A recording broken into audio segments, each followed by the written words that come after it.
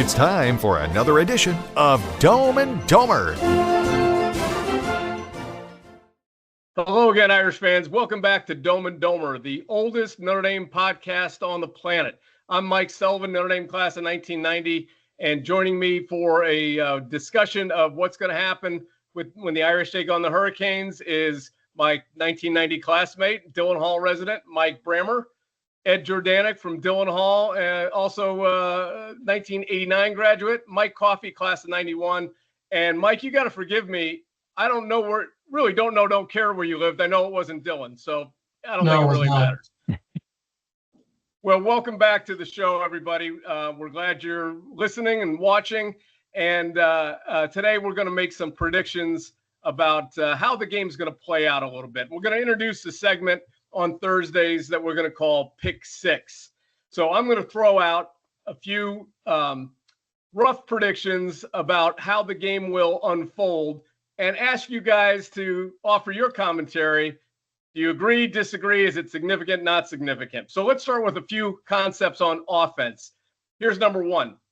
A Notre Dame running back is going to rush for over 100 yards. Bram, give me your thoughts on that. Obviously, if we're saying that Notre Dame's going to win, I'm going to agree with that. That's going to be a key to the game. I do think that maybe even total rushing yards might need to be 175. So with that, I'm going to assume one of those two guys is going to be over 100. I would love for it to be Jeremiah Love because I think he needs this. He's hit home runs in, I think, when I say home runs, I mean runs of over like 50 yards. I think he had 4 of them last year throughout the season, none bigger than the playoff run of 98 yards against IU. But we're going to need him to bust one, quite honestly. I think it's going to be a key critical point for us to carry the game. And, Russian's going to take all that kind of pressure off of an inexperienced CJ Carr. So I would 100% agree with that. Okay, Eddie Jordanek, you agree we're going to have a back over 100 yards? And if so, which back? I'll say no, but I'll say that Love and Price both get over 60 or 70, just to be different than Brammer. I think these things, there might be an injury, there might be something else that happens. But I'll just say that that Notre Dame will rush for over 150 yards, but they won't have a single back that goes over 100. Yeah, I think 150 is kind of my magic number for team rushing. I think if we're going to have success to get to 150, that means offensive line is showing some dominance, which is a good sign for the passing game. And so I would agree with that. Mike Coffey, do you have an Irish back over the century mark? And if so, who? I am going to agree with Brammer and say yes. I think Jeremiah Love's going to do it. As has been pointed out, Notre Dame needs a strong running game on Sunday to kind of take the pressure off Carr. Not necessarily that Carr needs the pressure taken off him, but every little bit helps. Carr does not have the mobility of a Riley Leonard, so I think Jeremiah Love's going to be asked to do a little bit more of the work. And I think the only thing keeping him from 100 yards is if Notre Dame gets up big early and they try to rotate in Price and Williams and stuff just to keep him from getting worn out. Yeah, I truly, it could be either of the backs the way I see it. Brammer, your point, we do have home run hitters, both backs last year. We had a lot of big, long runs from scrimmage. And so, I'm kind of looking to see that as well. So I do think we're going to have a back over 100 yards. I couldn't say which one it's going to be, but I do have a feeling we're going to hit some home runs, have some of those long runs. Okay, now let's talk about, of course, the quarterback situation. And give me your reaction on this. Ed Jordanek, CJ Carr will have more combined touchdowns rushing and passing than he will turnovers. What do you think?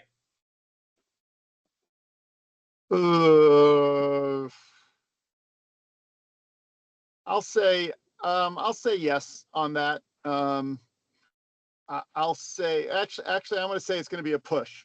I think he's going to have a couple turnovers and a couple touchdowns. I agree with sack, that. So don't even ask me because I was going to say exactly that. A strip sack, a pick, and 2 touchdown passes. Okay. Coffee, what are your thoughts? That certainly sounds tempting to me. I think the only thing that's I think most of his touchdowns are going to come through the air, if only because they don't want to wear him out by trying to run sneaks close to the line. And just from the last question, we have so many high quality running backs who can score on the ground. There's no reason for Carr to sneak it. So the key is going to be whether Carr can take care of the ball. And I think 2 scores and 2 turnovers sounds about right to me. Yeah, the only point I would add to that is what's going to be kind of interesting is how those turnovers occur, right? So I think that it's one thing if Carr throws deep into coverage and, somebody makes a great pick. It's another thing where he doesn't sense the rush coming and the ball gets knocked out of his hands.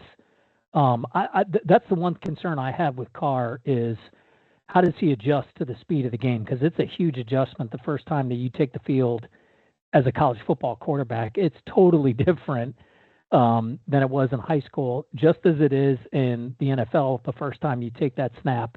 There's a huge difference in the speed of the game.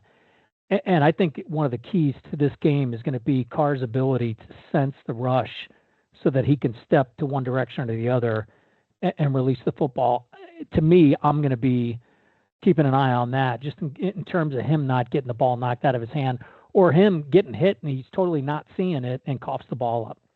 Yeah, not all turnovers are created equal for sure. And to me, the amount of turnovers, if he has 1, 2, whatever, is not as important as the timing and the nature of those turnovers, right? Are they, he throws a deep ball that gets picked off, inside the 20. Okay, that's a punt. You can live with that versus coughing it up on a strip sack and, something like that. So it'll be interesting to see. Now, Mike Coffey, I think maybe we're not, of course, we've not seen CJ Carr in a live action, setting, right? So it's a bit of an unknown. But from what you read and hear about his athleticism and skill set, I don't think he's a immobile pocket passer. And I think Mike Denbrock's offense is always predicated on some design quarterback runs and zone reads and things of that nature. So I wouldn't at all be surprised. And it's so helpful in the red zone to have that. I wouldn't at all be surprised if CJ Carr scores with his legs. All right, but let's continue on the quarterbacks. Here's the next prediction, if you will, that I'd like you guys to comment on. Kenny Minchey will see meaningful snaps during the game. Mike Brammer. Well, I mean, define meaningful, but not mop-up duty. The game is on the line, unresolved. Minchey's in with the number 1. I think he's going to get a couple snaps, and I think it may be inside the 15-yard line. I would not be surprised at all if we kind of run him in a package where we've got 3 scripted plays that we're going to run no matter what. I could easily see that happen, and I really could. And I think it would be early too. I think it would be like in the first quarter, second quarter. If Minchey doesn't get in by the middle of the second quarter, I don't think he's getting in, is my gut instinct. Because they may just allow for Eddie, that what do you time think? to do it. Yeah, I mean, I was thinking about this the other day. I kind of feel like CJ Carr's athleticism is kind of on par with Brady Quinn. They kind of seem, like not a good athlete, can do something with his legs, but not sort of not a Riley Leonard, et cetera. But I'm going to say that Kenny Minchey does not play, period. All right, Mike Coffey. I think I agree with Bram. I think Denbrock has certain situations in mind that there will be the Minchey packages and he'll come in there. And I think short yardage inside the 20, those kind of situations where a truly mobile quarterback really puts a lot of pressure on the defense. If you're going to see him, that's where you're going to see him. Okay. Let's look at a few ideas on the defensive side of things. I'm going to say Miami's not going to have more than 250 yards of total offense. Ed Jordanek. So we're going to talk defense here, and I want you to focus on defensive driving. as you're giving us your analysis on defense, because you're obviously behind the wheel here. So by all means, 10-2, let's keep your eyes on the road. Yeah, trying to avoid the Malachi crunch for those of a certain vintage who remember. I see what you did Bonds there. and, Pinky Tuscadero. I see what I'll say I think that's about right. I think if they go over 250, I think it's going to be some mop up yardage. Some I hate the term pre-bad defense, but some fourth quarter yards that don't determine the outcome of the game. But I think 250 is a good number. I'll take the under on that. Rammer. Yeah, I'm going to take the over on it, but not by a lot. I mean, I think it could be 275. Carson Beck is just too good of a quarterback, unless there's something going on with injuries or anything like that where he's not totally 100%. He did sit out the spring, but I just think that he's such a good quarterback that it might be Ed might be right. They may be coming back in the fourth quarter, and that's where he picks up a lot of yards. I just think he's too good of a quarterback to not get it there, and that might be the way that he does it. But I'll say over, but not by a lot. Can I freelance a little bit? I don't think Minchin's going to play, but I don't think Carson Beck's going to finish the game either. I thought about putting that out there, Ed. But that's a lot of money to put on the sidelines, Ed. What's that? That's a lot of money to sit. I got to say I'd agree with Brammer. I think 250 to me sounds a little bit low given how decent a quarterback Beck is, but his kryptonite is pressure. And looking at the depth of Notre Dame's defensive line, I mean, they've got 8 to 10 bodies they can just keep throwing at him. Doesn't matter if it's hot, doesn't matter if it's raining. They got people they can keep fresh. They can keep the pressure on Beck. And that's just like begging for turnovers and bad decisions. At least the previous versions of them have been. I don't see anything that leads me to believe that's going to change dramatically in one off season. Yeah, 250 is kind of a bit of an arbitrary number. I fully expect our defense to control the line of scrimmage, control the flow of the game. They might get some junk time yards and points, as you guys indicated, but whether it's 250, 290, 310, I think Notre Dame's defense controls the game. Okay. I don't think Beck is not going to finish, just to clarify with Brammer, because of performance. I think it's going to be because of injury. Health. Yeah. Yeah, you might be right about that. Yep. Yeah. Yep. Good point. So our defense, I agree, was going to put up a lot of pressure, be very physical. So here's the next point to comment on. Defense will combine for 6 sacks and turnovers combined. So let's put it at 5.5 as the over-under. Sacks and turnovers combined, I'm going with over 5.5. I'm going to agree with that. Yeah, I'm going to agree with that because I just think that if our defensive line is as good as advertised, and I mean, when's the last time that we've heard coaching staff at Notre Dame talking about the defensive line as much as they have? This could be the best defensive line we've had in probably 20 years. I can't even think of when's the last time we've been this good. And I think the guys that are going to make a difference in terms of sacks will be the two ends. I think Traore and Young, each of them will probably have 1 to 2 sacks each. I'm really expecting them to cause havoc on Beck. So I'm going to agree with that. I think it is over 5.5. Yeah, havoc is the key word. They track havoc plays. And even if, I do think we'll get to, 6+, but even if we don't, I think the disruptive havoc plays, I think this defense just gets after it. Yeah, I think they're for real. Yep. Mike Coffey. I would take the over also. I think, just as I said before, Beck's propensity to be pressured into bad decisions just leaves them wide open for sacks and interceptions and things like that. I think Notre Dame's defense is just too good for the combined sacks and turnovers to be less than 5.5. Okay. Yeah, I'm definitely taking the under on that. I think that's a lot. Miami has a veteran offensive line. They're Joe Moore Award contenders. I think that we're not talking about pressures. We're not talking about havoc. We're not talking about turnovers. We're talking about actual get them to the ground sacks. No, I was saying combination of sacks and turnovers. Oh, sacks and turnovers.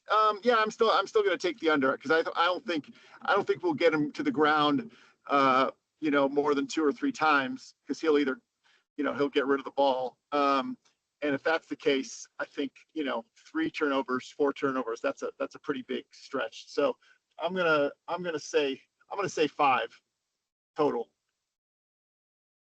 Okay, which puts me under 1.5. No, that's great. I think it's really more importantly is the havoc plays and the hurries and the pressures. But over the course of the game, as Coffee alluded to, over the course of the game, I think that wears on you a little bit. And I do think I'm feeling like 4 sacks, 2 turnovers, that kind of thing. Can we win if we don't hit that number? Ed, you're still predicting an Irish win. And so defensively, what is the key for you? If we're not going to get 6 sacks, turnovers combined, but we still win, why is it going to play out that way? I think that's because the red zone defense stiffens, right? That we force them to kick field goals, so I can, I don't want to jump ahead to predict a score, but I think that if we put them in, if we hold them on 3rd down, inside the 25. That's how we're going to win the football game. Right. Okay, let's talk about special teams for a minute. I'm going to just throw a general statement out there. Notre Dame special teams will set up a score for us, right? And you could imagine a lot of ways in which that could happen. But I think our special teams is going to directly create an opportunity the offense cashes in on. Bram, how do you see special teams being a factor in the game?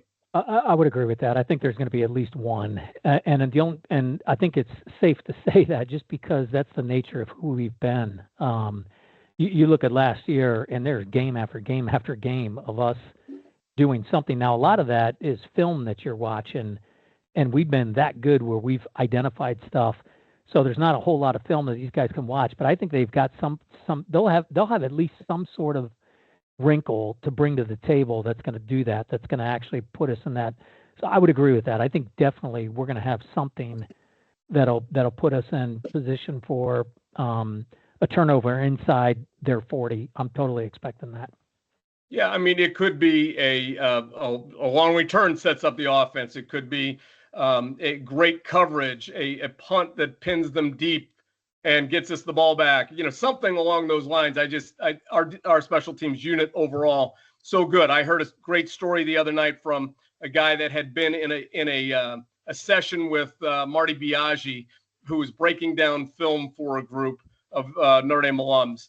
And it's not even the wrinkles, it's the fundamentals and how they drill their technique. They're just so fundamentally sound and so good. And those things, along with the talent that we can run out there, really create the advantage. Okay, anybody else on special teams before we move into game predictions? No, I think I think you guys are correct. I mean, there's just too much effort put in on special teams at Notre Dame that it's not going to come out as a positive for us. I mean, we've seen it in the last couple of seasons. Few mistakes, lots of benefits. There's going to be a weird trick play in there that Biaggi's been reading the rule book and knows that, like, it's a second full moon of the month that you're allowed to line somebody 10 yards back or some crazy stuff like that. But if there's an advantage to be found, he's going to find it. I think they will. Okay. I don't know what to expect out of the place kicker. I think the punter is adequate, but I think the place kicker. I think Mike Brammer alluded to this last time. I think that place kickers are funny, right? What I liked about Jeter and the guy before him, Grupke, or the guy or whatever his name was, Officer Krupke. I can't remember what his name was, but it's incredible to me that he ended up, I don't know if he still kicks for the Saints, but I did not see him as an NFL kicker when I first saw him. But I think it's it's going to be a pressurized environment. It's going to be loud. It's going to be on the road, and to me that's what matters. 40 and in, make your kicks. Everything. If he does that, then he's the guy. Boy, Okay, Andrew, let's just talk full of about deep putting cuts all there. this together, and Jeez. let's look at predictions for a final score. And Bram, we'll start with you because you're wearing the green jerseys for good luck. So what are you seeing? Here's what I think is going to happen. I think Notre Dame wins this, but I think it's going to be a real tight football game. And I'm going to say, we're going to be down at half, but we're going to storm back and win it 27-24. Eddie, what do you got? Oh man, I have no idea what to expect. I'll go with the Freeman factor, and I'll say that that Notre Dame wins 23-10.